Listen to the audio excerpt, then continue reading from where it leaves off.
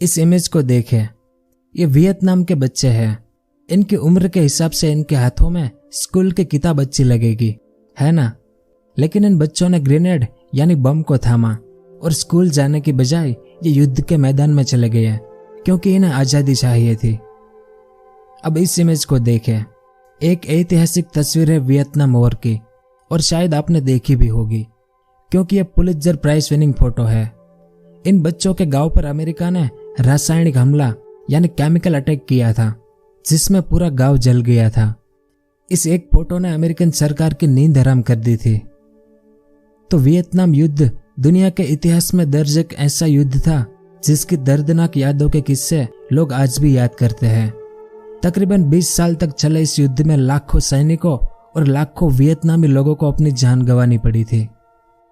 तो ऐसे ही इमेजेस और मैप के जरिए मैं आपको पूरा वियतनाम युद्ध का इतिहास समझाने की कोशिश करूंगा कि क्या कारण थे कि यह युद्ध हुआ था, कौन जिम्मेदार था इस युद्ध के लिए, इसका क्या परिणाम हुआ था, दुनिया पर इस युद्ध का क्या प्रभाव पड़ा था, इसमें कितने सैनिक और कितने लोग मारे गए थे, अमेरिका क्यों इस युद्ध को छोड़कर वियतनाम से भाग गया था और वियतनाम में अमेरिकी सैनिकों की क्या हालत हुई थी, वो सब और इसके अलावा इतिहास के बारे में आपको और भी बहुत कुछ जानने को मिलेगा इस वीडियो में।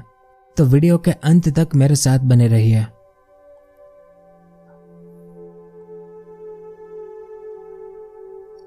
इस मैप को देखें, यह हमारे एशिया का मैप है जिसमें यहाँ पर है वियतनाम, यह हमारा भारत है और यहाँ पर है हमारा पड़ोसी देश चाइना।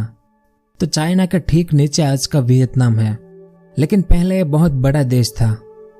इस मैप को देखें, पहले इस पूरे भाग को इंडो चाइना कहते थे। आज ये पूरा भाग 3 अलग अलग देशों में टूट चुका है। ये कंबोडिया है, ये वाला लाओस है और ये वाला वियतनाम है। तो पश्चिमी देशों ने पूरी दुनिया के साथ जो किया था वही वियतनाम के साथ भी हुआ था। डिवाइड एंड रूल्स यानी तोड़ो और राज करो। तो सबसे पहले हम वियतनाम का थोड़ा सा इतिहास जान लेते हैं ताकि इस वियतनाम वॉर को समझने में आपको आसानी हो। साल 1857 तक सब कुछ ठीक था इस पूरे भाग पर, लेकिन ये वो दौर था जब पश्चिमी देश जैसे अंग्रेज, पुर्तगाली और फ्रांसीसी देश दुनिया के देशों को गुलाम बनाकर उन्हें लूटना शुरू कर चुके थे। और 1858 में फ्रांस इस वियतनाम तक पहुंच गया और 1887 आते आते फ्रांस ने इस पूरे भाग पर कब्जा कर लिया और इसे इंडो चाइना नाम दिया गया, जो फ्रांस की एक कॉलोनी बन चुकी थी। जैसे हमारा भारत अंग्रेजों के अधीन था वैसे ही। तो फ्रांस ने 1887 से लेकर 1941 तक इस इंडो चाइना पर राज किया। इसके बाद वर्ल्ड वॉर 2 शुरू हुआ और साल 1941 में जापान ने इस इंडो चाइना को हराकर इसके कई इलाकों पर कब्जा कर लिया। अगर आपने मेरी वर्ल्ड वॉर 2 की ये वाली वीडियो देखी होगी तो आपको पता होगा कि कैसे जापान ने पूरे दक्षिण पूर्व एशिया के सभी देशों पर कब्जा कर लिया था। तो दूसरे विश्व युद्ध के दौरान जब जापान ने इंडो चाइना के कई इलाकों पर कब्जा कर लिया था तब इंडो चाइना में हो ची मिन का उदय हो चुका था। इस इमेज को देखें, यह है हो ची मिन। इस इंडो चाइना को फ्रांस से आजाद कराने के लिए हो ची मिन ने साल 1930 में इंडो चाइना कम्युनिस्ट पार्टी की स्थापना की थी। क्यों? क्योंकि हो ची मिन इंडो चाइना के एक राजनेता थे जो सोवियत संघ यानी यूएसएसआर की कम्युनिस्ट पार्टी से काफी प्रभावित थे। क्योंकि हो ची मिन साल 1930 से लेकर साल 1925 तक यानी 3 साल तक ये यूएसएसआर में रहे थे, जहां पर इन्होंने कम्युनिज्म सीखा था। तो 1930 में इंडो चाइना कम्युनिस्ट पार्टी की स्थापना के बाद इनके आज़ादी की लड़ाई फ्रांस के साथ शुरू हुई थी और ऐसे में 1941 में जापान ने भी इस इंडो चाइना के कई इलाकों पर कब्जा कर लिया। यानी अब इंडो चाइना के कुछ हिस्सों पर जापान का कब्जा था तो कुछ हिस्सों पर फ्रांस का कब्जा था। मतलब हो ची मिन को अब एक तरफ जापान के साथ भी लड़ना था तो दूसरी तरफ उसे फ्रांस के औपनिवेशिक शासन को भी उखाड़ फेंकना था, तभी इंडो चाइना आजाद हो सकता था। इस कारण इन दोनों काम को एक साथ अंजाम देने के लिए हो ची मिन ने 19 मई 1941 के दिन वियत मिन की स्थापना की। तो पहले जापान को हराने के लिए वियत मिन संगठन ने अमेरिका और चाइना से मदद मांगी, क्योंकि दूसरे विश्व युद्ध में चाइना और अमेरिका दोनों जापान के दुश्मन थे। इसलिए अमेरिका और चाइना दोनों ने वियत मिन संगठन को मदद करना शुरू किया और हो ची मिन का संगठन यानी वियत मिन के लोगों ने जापान को कड़ी टक्कर दी और अपने इंडो चाइना को आज़ाद कराने में सफल हुए। तो दूसरे विश्व युद्ध में जापान के हारने के बाद जापान की सेना इंडो चाइना से निकल गई और इंडो चाइना पूर्ण रूप से आज़ाद हो गया था और यहीं से सारा खेल शुरू हुआ। फ्रांस का पहले इंडो चाइना पर कब्जा था, तो 1945 में जापान के जाने के बाद फ्रांस वापस इंडो चाइना पर कब्जा करने आया कि इंडो चाइना हमारा उपनिवेश था, तो फिर से इंडो चाइना को हमें दे दीजिए। अब हिटलर ने वर्ल्ड वॉर 2 में फ्रांस को तहस महस कर दिया था। इस कारण फ्रांस काफी कमजोर हो चुका था। इसीलिए साल 1946 में फ्रांस खुद तो नहीं आया इंडो चाइना पर कब्जा करने, लेकिन फ्रांस ने अपनी कठपुतली सरकार बिठाने की कोशिश की इंडो चाइना पर। इस इमेज को देखें, यह है बाओ डाई। ये गुयेन डायनेस्टी का 13वां और आखिरी राजा था जो फ्रांस का पपेट था, यानी फ्रांस जो आदेश देता था उसका पालन बाओ डाई पूरी जिम्मेदारी से करता था। क्योंकि इसने फ्रांस से ही पढ़ाई की थी तो इसको फ्रांस का समर्थन प्राप्त था। इस कारण फ्रांस इस बाओ डाई को इंडो चाइना की कठपुतली सरकार का शासक बनाना चाहता था 1946 में। लेकिन यह बात हो ची मिन्ह को बिल्कुल मंजूर नहीं थी, क्योंकि यह हो ची मिन्ह 1930 से फ्रांस से आजादी के लिए लड़ रहे थे। फिर वह जापान से भी लड़े। वे नहीं चाहते थे कि हमारे इंडो चाइना पर फिर से कोई कब्जा करे, ना फ्रांस और ना ही उनकी कठपुतली सरकार। तो 1946 में जैसे ही फ्रांस ने अपनी कठपुतली सरकार बिठाने की कोशिश की इंडो चाइना पर, तो हो ची मिन्ह का जो संगठन था वियत मिन्ह, इन्होंने अपने लोकल लोगों के साथ मिलकर लड़ाई शुरू कर दी फ्रांस और उनके चाहने वाले इंडो चाइना के लोगों के खिलाफ। अब ये इंडो चाइना का मैप है। ये जो ऊपर की तरफ यानी नॉर्थ साइड के जो लोग थे वे ज्यादातर हो ची मिन्ह के समर्थक थे, और ये नीचे वाले यानी साउथ वाले कुछ कुछ लोग फ्रांस के समर्थक थे। तो इन दोनों के बीच 1946 में लड़ाई शुरू हुई, जिसे फर्स्ट इंडो चाइना वॉर कहते हैं। और 1949 आते आते वियत मिन्ह संगठन ने इस नॉर्थ साइड को, जिसमें हैनोई शहर भी शामिल था, इसे फ्रांस और उनकी कठपुतली सरकार से आजाद करा लिया, जिसे नॉर्थ वियतनाम कहा गया। और 1949 में वियत मिन्ह संगठन के प्रमुख हो ची मिन्ह को इस नॉर्थ वियतनाम का राष्ट्रपति बनाया गया। और नीचे इस तरफ साउथ वियतनाम में अब फ्रांस ने अपनी कठपुतली सरकार बिठा दी, जिसका शासक सम्राट बाओ डाई को बनाया गया, जो पपेट था फ्रांस का। इसने जुलाई 1949 में साउथ वियतनाम राज्य का गठन किया और इस साइगोन शहर को इसकी राजधानी बनाई गई। अब यह बाओ डाई और नॉर्थ वियतनाम के राष्ट्रपति हो ची मिन्ह दोनों चाहते थे कि वियतनाम का एकीकरण हो, यानी नॉर्थ और साउथ दोनों वियतनाम को मिलाकर एक पूरा वियतनाम बनाया जाए। लेकिन हो ची मिन्ह कम्युनिस्ट नेता थे और वे यूएसएसआर से प्रभावित थे। इस कारण हो ची मिन्ह चाहते थे कि वियतनाम को कम्युनिस्ट देशों के मॉडल पर विकसित किया जाए। तो सामने बाओ डाई चाहते थे कि वियतनाम को पश्चिमी देशों के मॉडल पर विकसित किया जाए। तो इस बात को लेकर भी नॉर्थ और साउथ वियतनाम के बीच काफी मतभेद था। इस कारण फ्रांस की मदद से बाओ डाई ने नॉर्थ वियतनाम को फिर से अपने कब्जे में करने के लिए एक मुहिम छेड़ा। अब हो ची मिन्ह एक कम्युनिस्ट नेता थे और इसी साल 1949 में इनके पड़ोसी देश चाइना में एक ऐतिहासिक घटना हुई। गृह युद्ध में माओ जेडोंग की कम्युनिस्ट पार्टी की सरकार जीत गई चाइना में, और इन्होंने चाइना में पीपल्स रिपब्लिक ऑफ चाइना का गठन किया था। इसके बाद चाइना और यूएसएसआर दोनों ने इस नॉर्थ वियतनाम को यानी हो ची मिन्ह को हथियार और आर्थिक मदद करना शुरू किया ताकि वियतनाम में कम्युनिस्ट सरकार बने। और इस साउथ वियतनाम को तो फ्रांस का सपोर्ट था ही, लेकिन अमेरिका यह सब देख रहा था कि नॉर्थ वियतनाम को चाइना और यूएसएसआर दोनों मदद कर रहे थे। अगर नॉर्थ वियतनाम जीत गया तो वियतनाम एक कम्युनिस्ट देश बनेगा। तो ऐसा ना हो, इस कारण अमेरिका ने 1950 से साउथ वियतनाम में फ्रांस को सैन्य मदद करना शुरू किया। क्योंकि वर्ल्ड वॉर 2 के बाद दुनिया 2 गुटों में बढ़ चुकी थी। एक तरफ अमेरिका, फ्रांस और ब्रिटेन जैसे देश अपनी पूंजीवादी विचारधारा को दुनिया पर थोपना चाहते थे, तो दूसरी ओर यूएसएसआर और चाइना जैसे देश अपनी कम्युनिस्ट विचारधारा को फैलाने में लगे थे, जिस दौरान दुनिया के कई छोटे छोटे देश इनकी जंग का अखाड़ा बने, जिसमें से एक था वियतनाम। लेकिन उस समय ये 2 भागों में बटा हुआ था, नॉर्थ और साउथ वियतनाम। तो इस लड़ाई में नॉर्थ वियतनाम का पलड़ा भारी था और साल 1954 आते आते नॉर्थ वियतनाम ने फ्रांस और साउथ वियतनाम को बुरी तरह से हरा दिया। यानी हो ची मिन्ह और उनका वियत मिन्ह संगठन ये लड़ाई जीत गए थे। इसके 2 कारण थे। पहला, यूएसएसआर और चाइना इन्हें हथियार दे रहे थे और दूसरा वियत मिन के सैनिक गोरिल्ला वॉर में माहिर थे, यानी छापेमारी तकनीक से युद्ध लड़ने में इन्हें महारत हासिल थी। और इस लड़ाई में नॉर्थ वियतनाम के आम लोग और बच्चे भी शामिल हो गए थे। इस इमेज को देखें, ये नॉर्थ वियतनाम के बच्चे हैं। इनकी कमर पर ग्रेनेड यानी बम लटके हुए हैं। अब इस इमेज को देखें, ये नॉर्थ वियतनाम की महिलाएं और लड़कियां हैं। इन्होंने भी हथियार उठा लिए थे इस युद्ध के लिए। तो इतने छोटे छोटे बच्चे और महिलाएं भी फ्रांस को हराने में लग गए थे। इस कारण नॉर्थ वियतनाम 1954 में लड़ाई जीत गया। इस लड़ाई को फर्स्ट इंडो चाइना वॉर के नाम से जाना जाता है। तो 1940 से 1954 तक चले इस युद्ध का नतीजा ये हुआ कि फ्रांस को वियतनाम के साथ शांति वार्ता का रास्ता चुनना पड़ा। इस वार्ता को जिनेवा सम्मेलन यानी जिनेवा एकॉर्ड्स के नाम से जाना जाता है। 26 अप्रैल 1954 के दिन जिनेवा सम्मेलन हुआ था। यह उस समय की इमेज है। अब इस मैप को देखें। 1949 में फ्रांस ने इस लाओस को आजाद कर एक अलग देश बना दिया था। फिर 1953 में फ्रांस ने इन कंबोडिया को भी आजाद कर दिया था। अब यह वियतनाम बचा था। तो इस समझौते के तहत वियतनाम को 2 भागों में विभाजित कर दिया गया।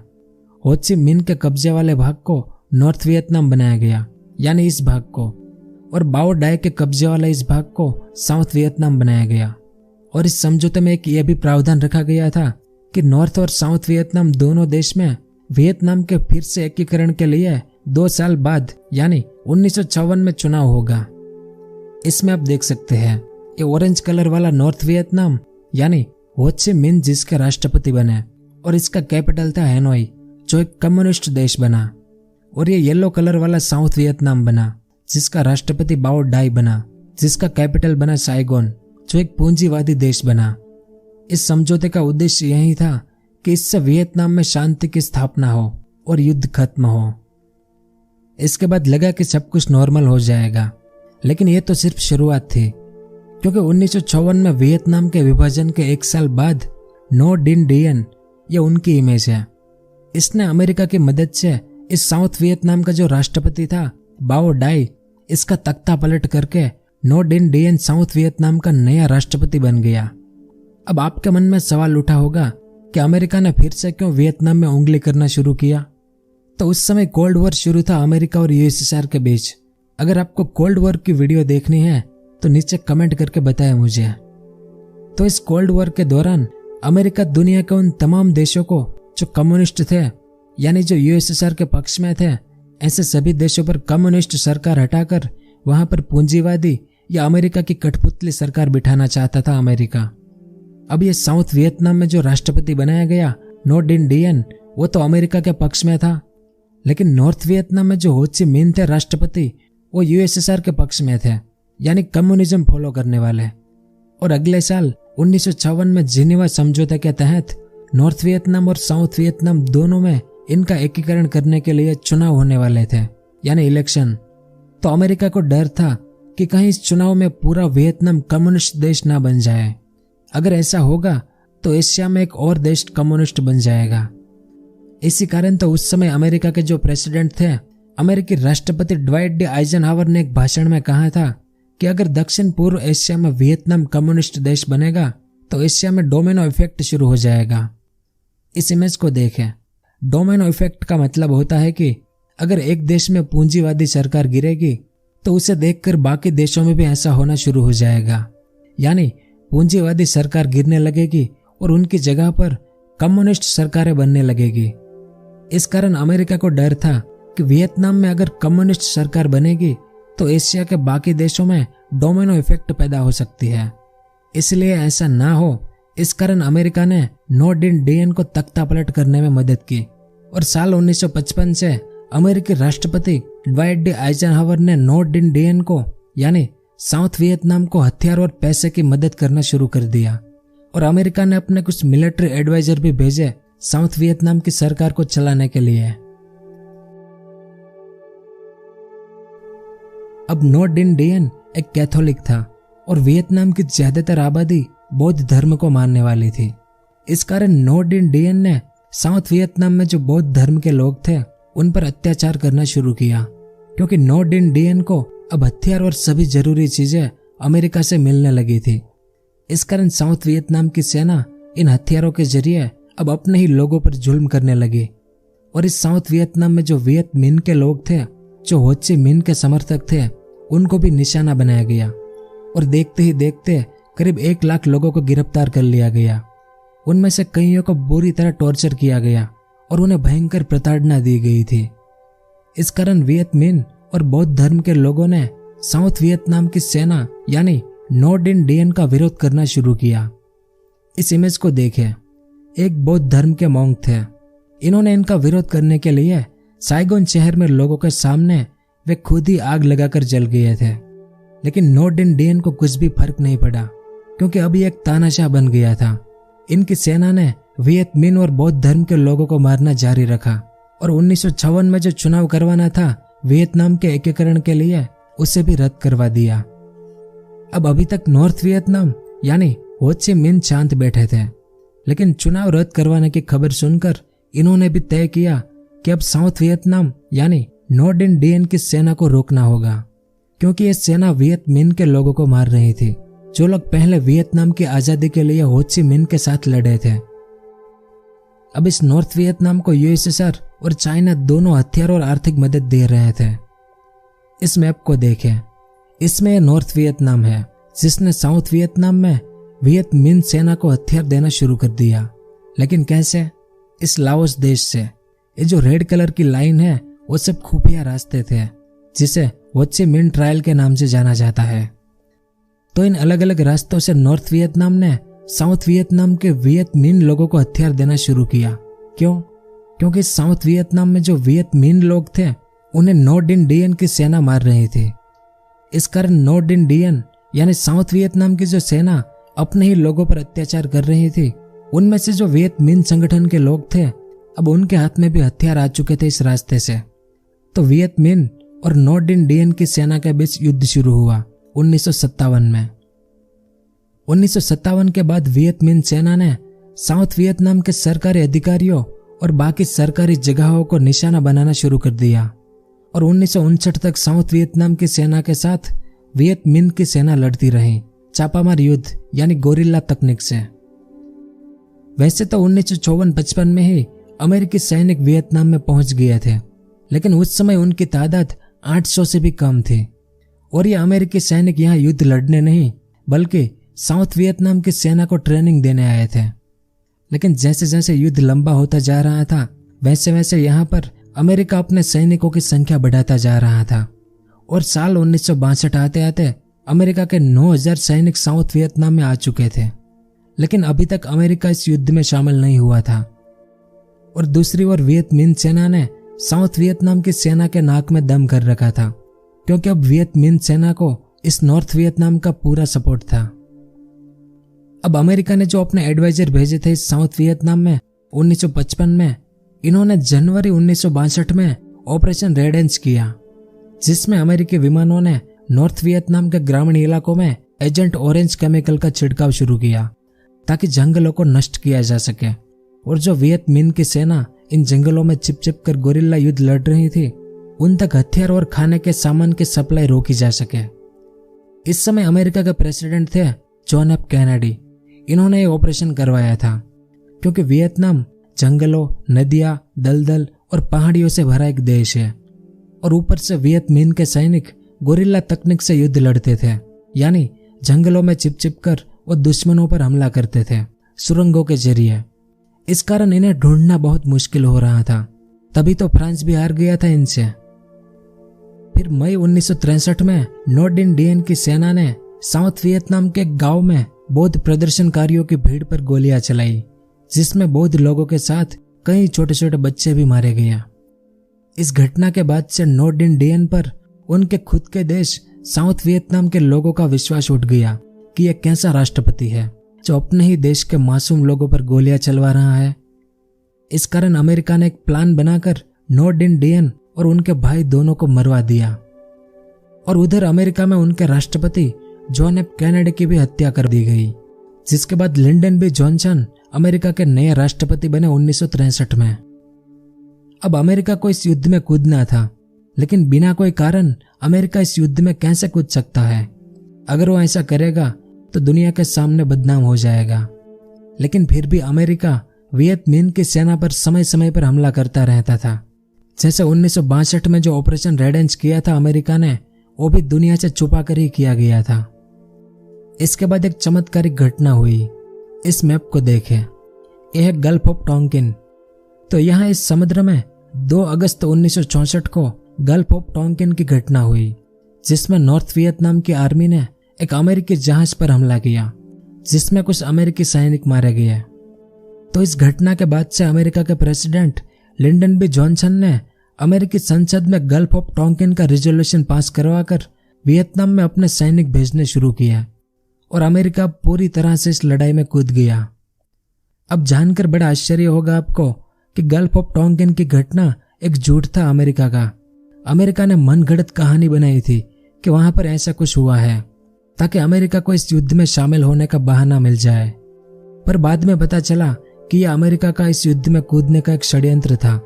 लेकिन तब तक बहुत देर हो चुकी थी, क्योंकि तब तक में लाखों सैनिक और लाखों लोग मारे जा चुके थे। खैर, ये तो बात की बात है। तो अमेरिका ने gulf of Tonkin resolution pass करवाकर अपने सैनिक साउथ वियतनाम में उतारने शुरू कर दिया और इन्होंने नॉर्थ वियतनाम पर बहुत बड़े बड़े हमले शुरू कर दिए। लेकिन फिर भी अमेरिका के लिए इन जंगलों में गुरिल्ला तकनीक से लड़ रहे नॉर्थ वियतनाम के सैनिकों के सामने टिकना मुश्किल हो रहा था।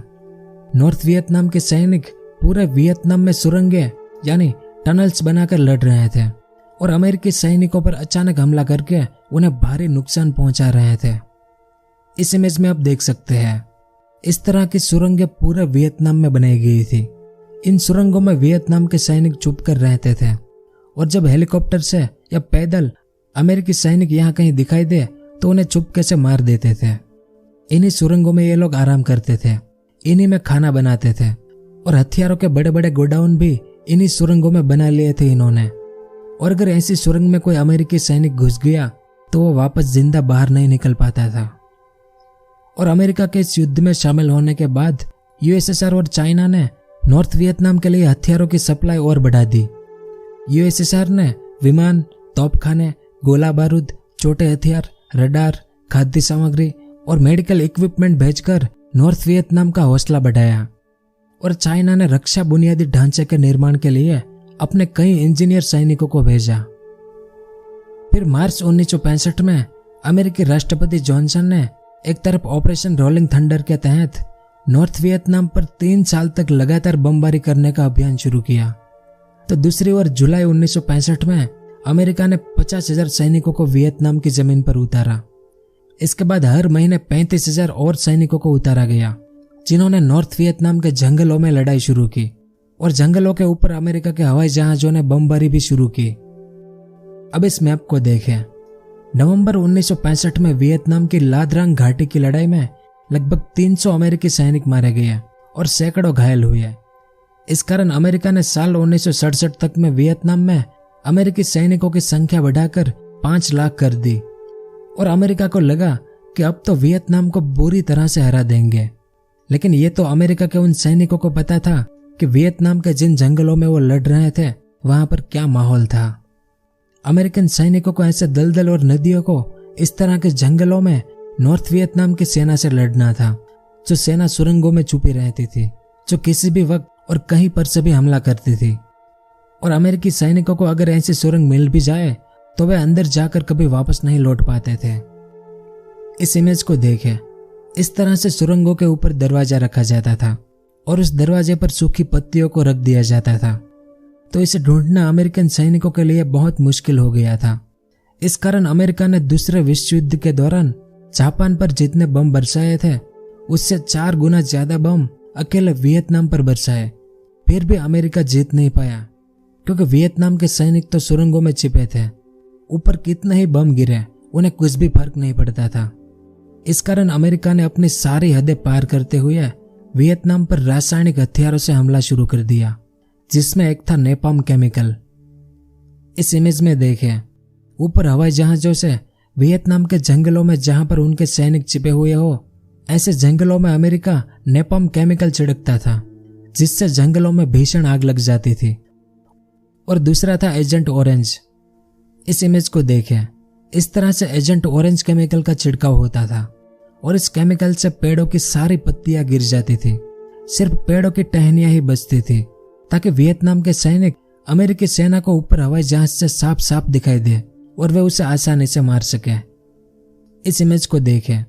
यह नदी के इस तरफ जो जंगल है उसे अमेरिकी हवाई जहाजों ने एजेंट ऑरेंज केमिकल से सुखा दिया है। तो पहले जो जंगल ऐसे दिखाई देते थे वो इस केमिकल के हमले के बाद ऐसे दिखाई देने लगे। लेकिन इन केमिकल हमलों से वियतनाम के लाखों आम नागरिक मारे गए जिनका इस युद्ध से कुछ भी लेना देना नहीं था। अब इस इमेज को देखें।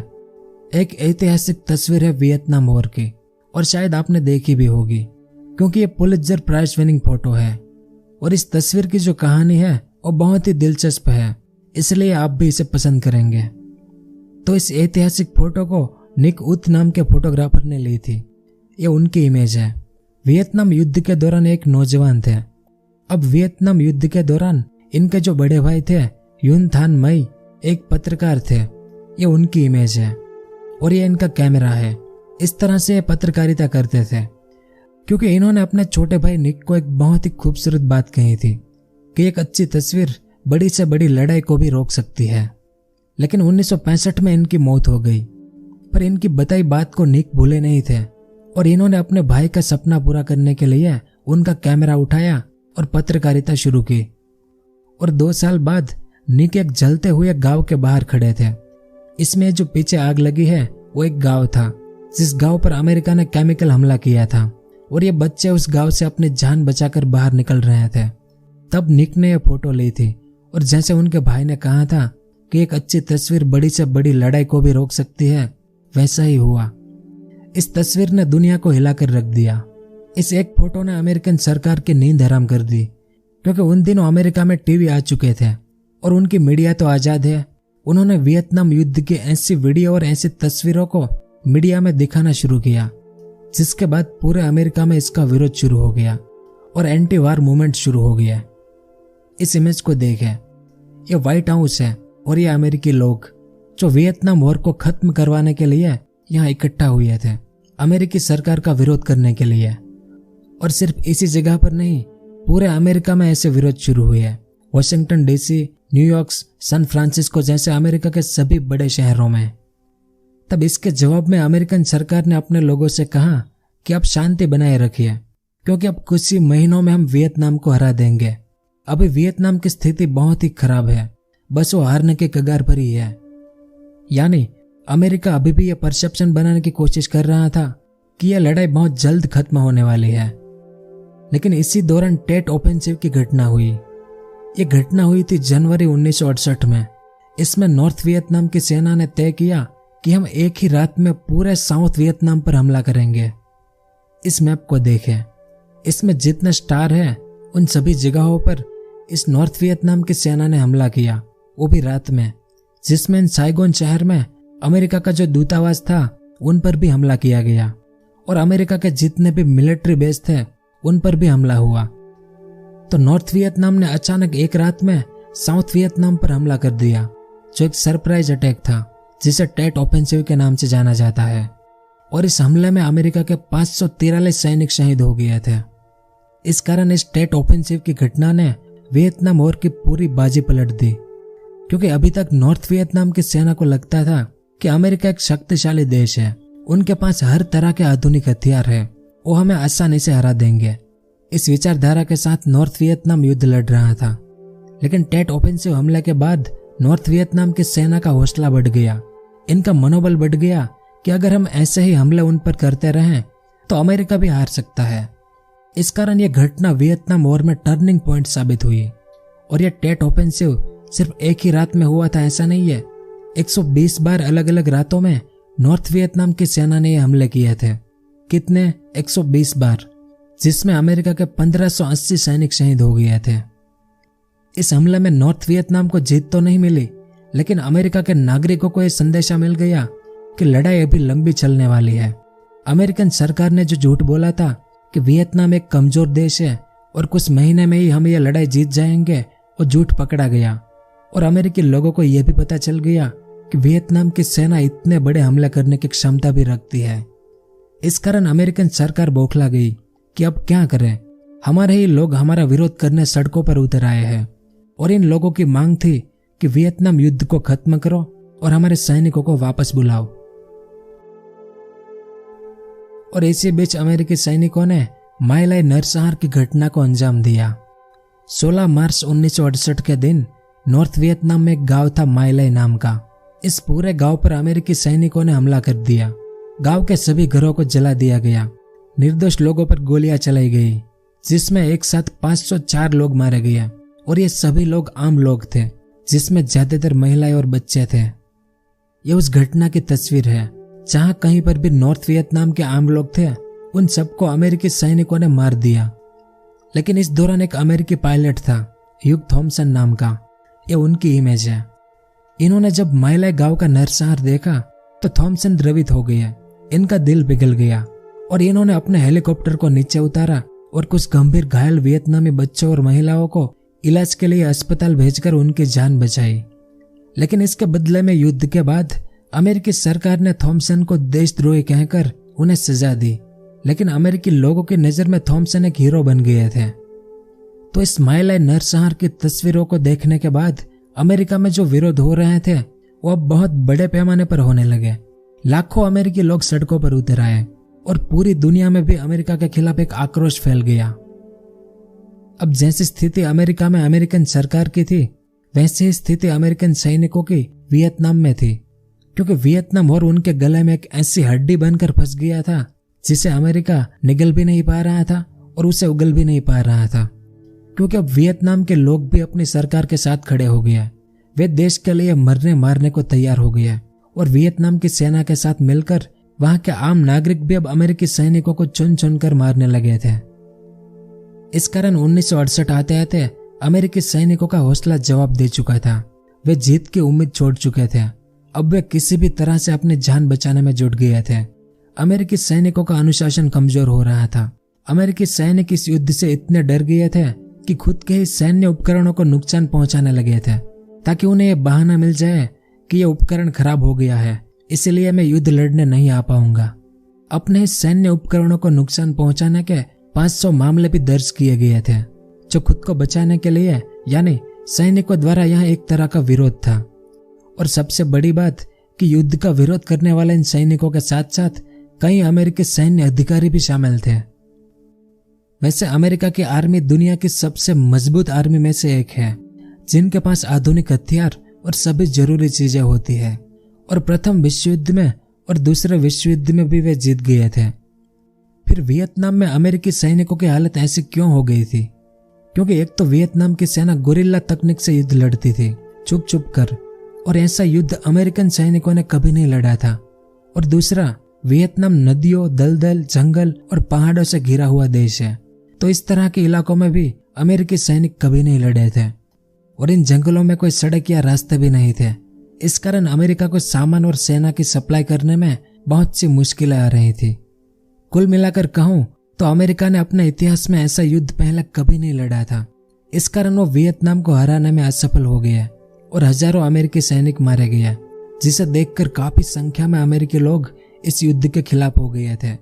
अमेरिका में बड़े पैमाने पर विरोध प्रदर्शन हो रहे थे और अमेरिका के 700 दिग्गजों ने व्हाइट हाउस के आगे अपने मेडल फेंक दिए कि युद्ध को रोको और हमारे सैनिकों को वापस बुला लो वियतनाम से। और उस दौर में अमेरिका में एक नियम था कि अमेरिका के हर नौजवान को अमेरिकी सेना में शामिल होकर सेवा देनी पड़ती थी। और जब यह पता चला कि वियतनाम में उनके सैनिक मारे जा रहे हैं, तो कई अमेरिकी नौजवान अमेरिका छोड़कर उनके पड़ोसी देश कनाडा भाग गए थे कि हम क्यों उन मासूम वियतनामी लोगों को मारे जिन्होंने हमारा कुछ भी नहीं बिगाड़ा है। और इसी दौरान अमेरिका का मिलिट्री हेडक्वार्टर पेंटागन की रिपोर्ट लीक हो गई। 400 पेज की इस रिपोर्ट में लिखा गया था कि अमेरिकी मिलिट्री एडवाइजरों ने अमेरिकी सरकार और अमेरिकी लोगों को गुमराह किया है। ये युद्ध हम कुछ महीनों में नहीं जीत सकते और वियतनामी सेना काफी मजबूत है। हमने अमेरिकी सरकार और लोगों से झूठ बोला है। और अमेरिकी अधिकारियों ने इस युद्ध के दौरान जो रकम खर्च की थी वो भी बहुत ज्यादा निकली इस रिपोर्ट में। ये सब खुफिया बातें बाहर आ गई इस पेंटागन रिपोर्ट से। और जब मीडिया के कारण ये बात लोगों को पता चली तो अमेरिकी लोग अपनी ही सरकार के खिलाफ हो गए। और 1969 में अमेरिका में इलेक्शन थे, जिसमें रिचर्ड निक्सन यह कहकर चुनाव लड़े कि मैं अमेरिकी सैनिकों को वियतनाम युद्ध से वापस बुला लूंगा। और इसी चुनावी मुद्दे के साथ निक्सन चुनाव जीत गए और वे अमेरिका के प्रेसिडेंट बन गए। लेकिन 1970 में अमेरिकन प्रेसिडेंट रिचर्ड निक्सन ने ऑपरेशन मैनू के तहत इस कंबोडिया और इस लाओस पर बमबारी करना शुरू किया, ताकि जो हो ची मिन ट्रायल था, जिन रास्तों से नॉर्थ वियतनाम साउथ वियतनाम के वियत मिन लोगों को हथियार सप्लाई करता था, उस नॉर्थ वियतनाम की सप्लाई चेन को तोड़ने की कोशिश की गई। इस ऑपरेशन को गुप्त रखा गया था क्योंकि यह कंबोडिया और लाओस इस युद्ध का हिस्सा ही नहीं थे। अगर इन पर अमेरिका को बमबारी करनी है तो दुनिया से छुपा कर करनी पड़ेगी। लेकिन अमेरिकी मीडिया ने इसका भी भांडा फोड़ दिया और अमेरिका के लोग समझ नहीं पाए कि अमेरिका क्यों इतने देशों पर हमले कर रहा है। इस हमले का भी अमेरिका के नागरिकों ने विरोध किया और अमेरिका में जगह जगह पर दंगे और विरोध प्रदर्शन तेज हो गए। इस कारण आखिरकार निक्सन एक पॉलिसी लेकर आया, वियतनामीजेशन यानी वियतनामीकरण। इस पॉलिसी का उद्देश्य था कि साउथ वियतनाम में जो अमेरिकी सैनिक है उन्हें वापस अमेरिका बुला लो और साउथ वियतनाम में उनके ही लोकल सैनिकों की संख्या बढ़ा दो, यानी दोनों वियतनाम को आपस में लड़ने दो और अमेरिका को इस युद्ध से निकाल दो। तो 1970 के बाद अमेरिकी सैनिकों को धीरे धीरे वापस बुलाया गया और साउथ वियतनाम के सैनिकों की संख्या बढ़ती गई। फिर 1972 आते आते अमेरिका के जो 5 लाख सैनिक वियतनाम में थे वो घटकर 69,000 हो गया। और इसी साल नॉर्थ वियतनामी सेना ने 3 बड़े बड़े हमले किए, जिसे ईस्टर ऑफेंसिव कहते हैं। और इस बार नॉर्थ वियतनाम की सेना ने साउथ वियतनाम के कई इलाकों को भी अपने कब्जे में ले लिया, जिसके अमेरिका ने कभी उम्मीद नहीं की थी। और इसके जवाब में अमेरिका ने वियतनाम में अपना आखिरी ऑपरेशन किया, ऑपरेशन लायन बेकर, जिसमें अमेरिकी हवाई जहाजों ने नॉर्थ वियतनाम पर 20,000 बम गिराए। फिर भी अमेरिका को कुछ भी हासिल नहीं हुआ। इस कारण अमेरिका को लगा कि अब नॉर्थ वियतनाम के साथ कोई शांति वार्ता करनी ही पड़ेगी। अगर इसमें हम देर करेंगे तो यह पूरा वियतनाम अपने कब्जे में ले लेंगे। इस कारण 27 जनवरी 1973 में पेरिस में एक शांति समझौता हुआ, नॉर्थ वियतनाम, साउथ वियतनाम और अमेरिका के बीच, जिसे पेरिस पीस एकॉर्ड्स 1973 कहते हैं। इस इमेज को देखें। इस समझौते के तहत अमेरिका अपनी सेना वियतनाम से निकाल लेगी और नॉर्थ वियतनाम और साउथ वियतनाम के बीच युद्ध विराम तय हुआ। तो इस समझौते के बाद 60 दिन में अमेरिका ने अपने सभी सैनिकों को वियतनाम से वापस बुला लिया। इसके बाद वियतनाम में कुछ महीनों तक शांति बनी रही और सब कुछ ठीक लग रहा था। लेकिन इस नॉर्थ वियतनाम के लिए यह एक सुनहरा मौका था, क्योंकि अब अमेरिकी सेना थी नहीं यहाँ पर और साउथ वियतनाम की हालत भी काफी खराब थी। इस कारण नॉर्थ वियतनाम ने साउथ वियतनाम पर हमला शुरू कर दिया और 30 अप्रैल 1975 में नॉर्थ वियतनाम ने साइगोन शहर को, जो साउथ वियतनाम की राजधानी थी, उस पर कब्जा कर लिया और इसी के साथ साउथ वियतनाम ने आत्मसमर्पण कर दिया। इसके बाद इन दोनों वियतनाम को मिलाकर वियतनाम का एकीकरण हुआ और इस पूरे भाग को सोशलिस्ट रिपब्लिक ऑफ वियतनाम नाम दिया गया और एक कम्युनिज्म फॉलो करने वाला देश बना, क्योंकि आखिर में जीत तो नॉर्थ वियतनाम की ही हुई ना, जो यूएसएसआर और चाइना से प्रभावित था। और इस साइगोन शहर का नाम बदलकर इनका नाम हो ची मिन रखा गया, इनके नाम पर जिन्होंने वियतनाम को आजाद कराया था। और इस हैनोई शहर को इसकी राजधानी बनाया गया। तो इस तरह से वियतनाम वॉर खत्म हुआ था। अब बात करते हैं कि इसमें कितने सैनिक और कितने आम लोग मारे गए थे। तो इस युद्ध में अमेरिका के 58,000 सैनिक शहीद हो गए थे। यह नंबर अमेरिका के लिए बहुत बड़ा था, क्योंकि पूरे वर्ल्ड वॉर 2 में अमेरिका के 49,400 सैनिक ही शहीद हुए थे, लेकिन अकेले वियतनाम में उनके 58,000 सैनिक शहीद हो गए। और नॉर्थ वियतनाम की बात करें तो इनके 11 लाख सैनिक शहीद हो गए थे और साउथ वियतनाम के 2.5 लाख सैनिक शहीद हो गए थे। इसके अलावा दोनों वियतनाम को मिलाकर 20 लाख आम लोग मारे गए थे। अब 20 लाख आम जनता, जो कि एक बहुत बड़ी संख्या थी। असल में ऐसा होता नहीं है युद्ध में इतनी आम जनता कभी नहीं मरती, लेकिन वियतनाम में ऐसा हुआ। इसका एक कारण था। जब अमेरिकी सैनिक वियतनामी सेना को मारने जाती थी, तब जो वियतनामी सेना के 2-4 सैनिक अगर किसी गांव में छुप गए तो अमेरिकी सेना इन 2-4 सैनिकों को मारने के लिए पूरे गांव पर बमबारी करती थी, जिसमें वियतनामी गांव के कई आम लोग भी मारे जाते थे। और ऊपर से वियतनामी सेना में ऐसे कई लोकल लोग थे जो इनडायरेक्ट सेना में भर्ती हो गए थे, और ये लोग ऐसे कपड़े पहनते थे जैसे वहां के आम लोग पहनते हैं। इस कारण अमेरिकी सेना इनको पहचान नहीं पाती थी कि इनमें सैनिक कौन है और आम जनता कौन है। इस कारण भी कई सिविलियन यानी आम लोग मारे गए। और इस युद्ध के दौरान वियतनाम के 1,20,00,000 लोग दूसरे देश में पलायन कर गए थे। इसके अलावा साल 1964 से लेकर साल 1973 के बीच में अमेरिकी वायुसेना ने हर 8 मिनट में एक बम गिराया था। मीडिया रिपोर्ट्स के अनुसार इन 9 सालों में अमेरिका ने लगभग 260 मिलियन क्लस्टर बम वियतनाम पर दागे थे। यानी जितने बम पूरे वर्ल्ड वॉर 2 में गिराए गए थे उससे कहीं ज्यादा बम अकेले वियतनाम पर दागे गए थे। इसी कारण तो अमेरिका ने उस समय इस युद्ध में 168 बिलियन अमेरिकी डॉलर का खर्च कर दिया था। अब ये आंकड़े सही भी हो सकते हैं और गलत भी, क्योंकि इस युद्ध में अमेरिकी मिलिट्री एडवाइजरों ने बहुत सारे झूठ बोले थे। पेंटागन रिपोर्ट्स आपको याद ही होगा। अब बात करेंगे कि इस युद्ध का क्या परिणाम हुआ और दुनिया पर इसका क्या प्रभाव पड़ा। तो सबसे पहला था अमेरिकी सिद्धांतों की बदनामी। युद्ध से पहले यानी 1950 में अमेरिका का ऐसा मानना था कि अगर दक्षिण पूर्व एशिया के वियतनाम देश में अगर कम्युनिस्ट सरकार बनेगी तो बाकी देशों में भी कम्युनिस्ट सरकारें बनेगी, जिसे डोमिनो इफेक्ट कहा था अमेरिका ने। और अंत में तो वियतनाम कम्युनिस्ट देश बना। लेकिन इसे देखकर दक्षिण पूर्व एशिया का कोई भी देश कम्युनिस्ट नहीं बना। इस बात को लेकर अमेरिकी सिद्धांतों का दुनिया भर में मजाक उड़ाया गया था। दूसरा था आधुनिक हथियार। अमेरिका के पास हथियारों की कमी नहीं थी, एक से बढ़कर एक टेक्नोलॉजी थी। तो दुनिया में माना जाता था कि अगर आपके पास आधुनिक हथियार है तो आप किसी को भी हरा सकते हैं। तो यह मान्यता गलत साबित हुई, क्योंकि इस युद्ध में अमेरिका वियतनाम को हरा नहीं पाया, क्योंकि वियतनाम के पास गुरिल्ला युद्ध की तकनीक थी जिसके सामने आधुनिक अमेरिकी हथियार फेल हो गए थे। और हमारे भारत में भी एक महान राजा हुए जिन्होंने गुरिल्ला तकनीक से मुगल सल्तनत को झुका दिया था। तो कौन थे वे महान राजा? अगर आप में से किसी को पता हो तो नीचे कमेंट करके उनका नाम बताएं। उसके बाद अमेरिका की हार। उस समय तक अमेरिका का दबदबा था कि हमें कोई हरा नहीं सकता। अब वियतनाम वॉर में एक तरह से अमेरिका हारा नहीं था, लेकिन यह उनकी बहुत बड़ी हार थी, क्योंकि आखिर में तो नॉर्थ वियतनाम जीता था।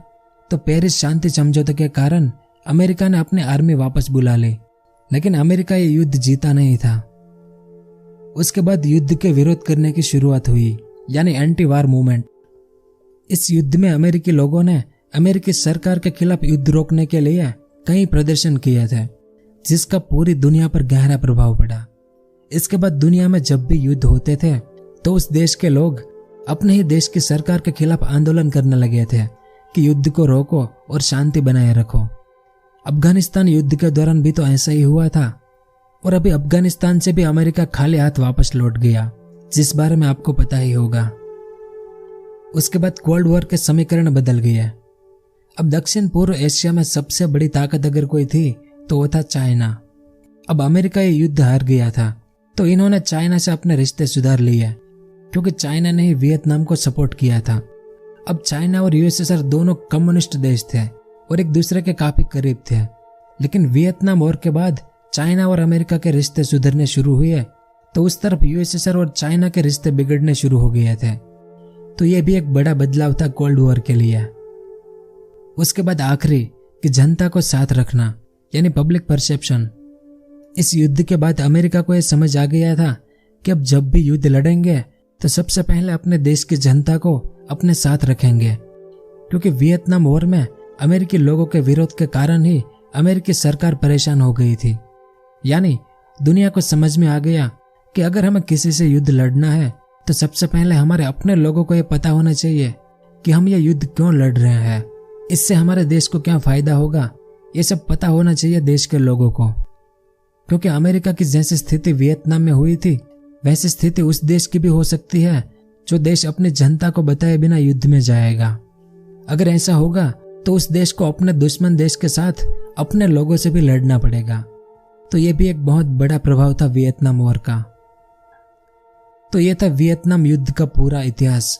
आपको ये वीडियो कैसा लगा और नीचे कमेंट करके जरूर बताएं मुझे, और उम्मीद है कि आपको कुछ जानने को मिला होगा। अगर वीडियो पसंद आया हो तो लाइक और शेयर जरूर करें। पूरा वीडियो देखने के लिए आपका बहुत बहुत धन्यवाद।